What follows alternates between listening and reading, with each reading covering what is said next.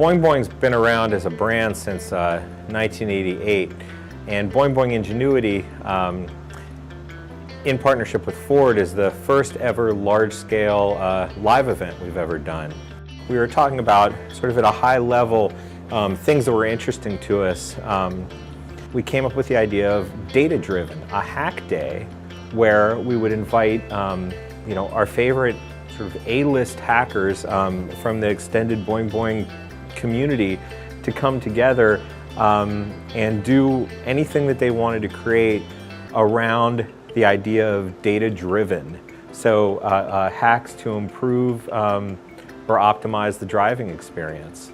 Ford is extremely excited to have this kind of a forum in which we do have these really awesome hackers around us, looking at OpenXC, looking at our vehicles, and really, for us, this day is about what ideas do people have? How will this eventually affect kind of the course of the way that Ford designs cars and designs data to be taken out of cars?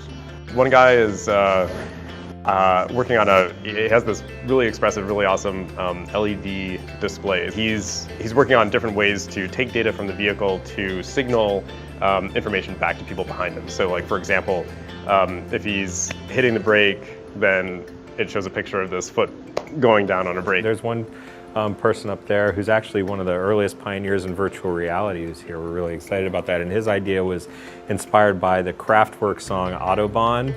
And so he's using the data and the vehicle basically to conduct a virtual orchestra in creating music, so using the data as a tool of composition. We're definitely in a position where we're trying to bring people into a community that we're trying to co-create with others, right? I mean, so we're definitely, like, open source is not really in the DNA of automotive at this point. So it is now. Yeah. I mean, that's where we're driving it. So I mean, my hope is that after today's event and perhaps future events, we really will be able to form this community and see that it grows, that we actually get contributions back to the platform.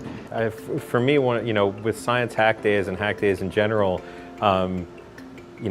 the most amazing stuff often happens after the hack day. So, a lot of people are sharing these ideas and the prototypes online, and Ford's encouraged everybody here to release what they've done under open source.